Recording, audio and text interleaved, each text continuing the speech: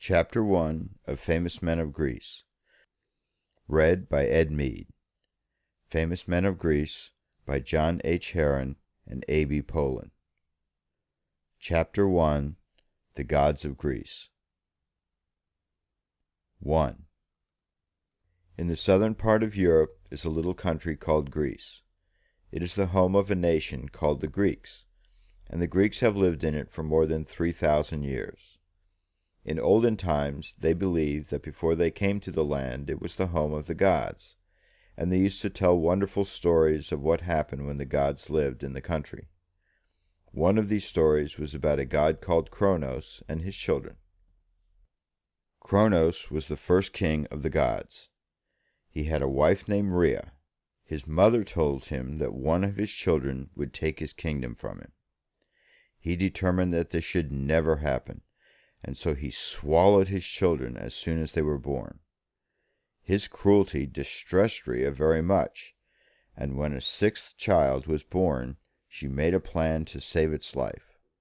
She gave Kronos a stone wrapped in baby clothes, and this he swallowed. Then Rhea took the child and hid him in a cave, and though the cave was dark, he filled it with bright light. So she named him Zeus, which means brightness. We call him Jupiter. Jupiter had one of the strangest nurses that a baby ever had. It was a goat. However, she took such good care of him that when she died, she was changed into a group of stars which shine in the sky to this day. When Jupiter grew up, he went to war against his cruel father. Kronos persuaded some giants, called Titans, to help him in fighting Jupiter. These Titans were so strong that they pulled up hills and mountains and threw them at Jupiter as easily as boys throw snowballs at one another. Jupiter soon saw that he must find some match for the Titans, so he asked another family of giants to aid him.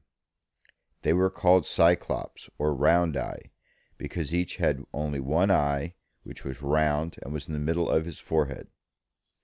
The Cyclops were famous blacksmiths, and they made thunder and lightning for Jupiter. So when the Titans hurled mountains, Jupiter hurled back bolts of thunder and flashes of lightning. The battle was a terrible one. Jupiter was the victor.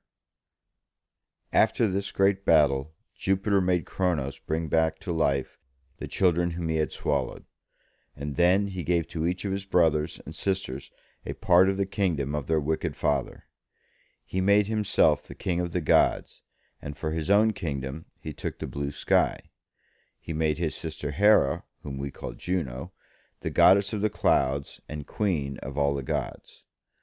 To his brother Poseidon, whom we call Neptune, he gave the ocean, and he made his brother Hades, whom we call Pluto, king of the regions under the earth and sea. He made his sister Demeter, whom we call Ceres, queen of the grains, the fruits, and the flowers.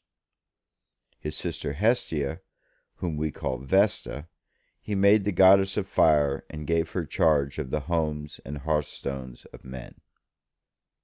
2.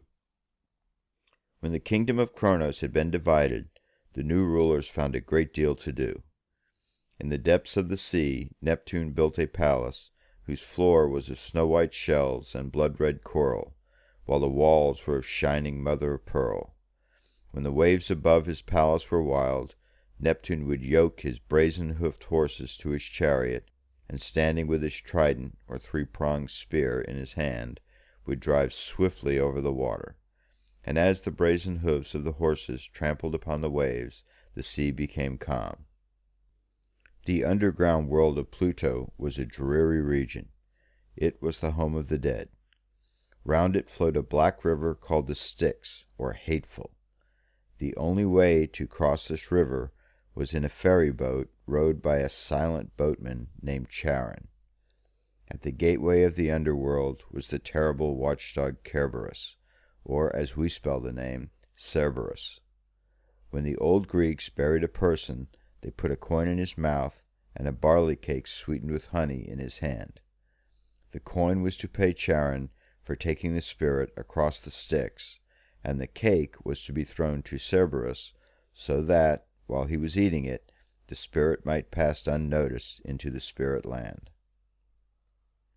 No goddess was willing to be Pluto's wife and live in his world of gloom.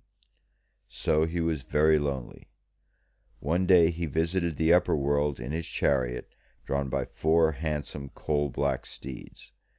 He saw a beautiful maiden named Persephone, whom we call Proserpine, gathering flowers in a meadow. Pluto at once bore her off to his kingdom of darkness and married her. Thus she became the queen of the lower world. This made life much pleasanter for Pluto, but it was very hard for Proserpine. She loved sunshine and flowers, and she grieved for them so much that at last Jupiter took pity upon her and persuaded Pluto to let her come back to the land of light for a part of every year. When she made her yearly visits, the flowers that she loved so dearly bloomed for her, the grass grew green, and it was spring. When the time came that she must return to Pluto, all the flowers drooped and died, the grass turned brown, and bleak winter followed. The sisters of Jupiter had a great deal to do in their fair kingdoms. Every spring and summer, Ceres caused the different kinds of fruits and grains and flowers to grow. As she could not do all this work alone, she had thousands of beautiful maidens, called nymphs, to help her.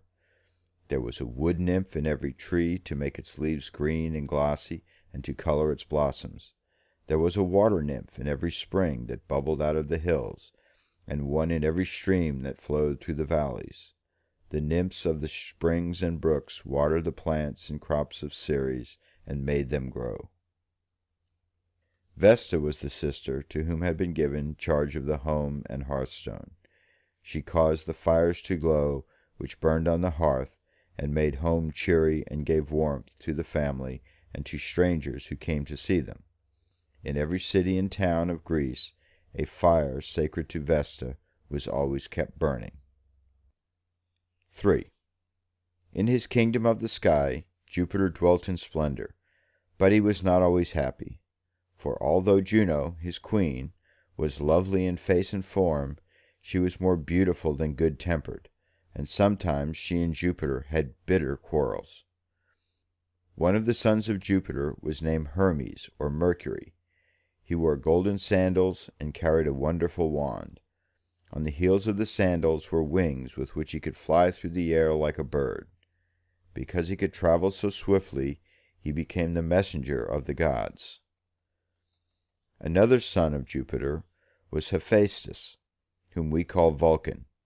He was the god of fire and the friend of workers in metals. He had a great forge under Mount Etna, and there he made wonderful things of iron and brass. The round-eyed Cyclops were his blacksmiths.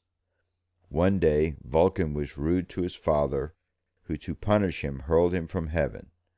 Vulcan fell upon rocks and broke his leg, and ever after that was lame. Ares, the terrible god of war, whom we call Mars, was another son of Jupiter. He delighted in battle and bloodshed. Apollo and his twin sister Artemis, or Diana, were also children of Jupiter. They were both beautiful. Apollo's beauty was so great that when we wish to say that a man is handsome in face and form, we say he is an Apollo. Apollo and Diana were great favorites with Jupiter, who made Apollo the god of the sun and Diana the goddess of the moon.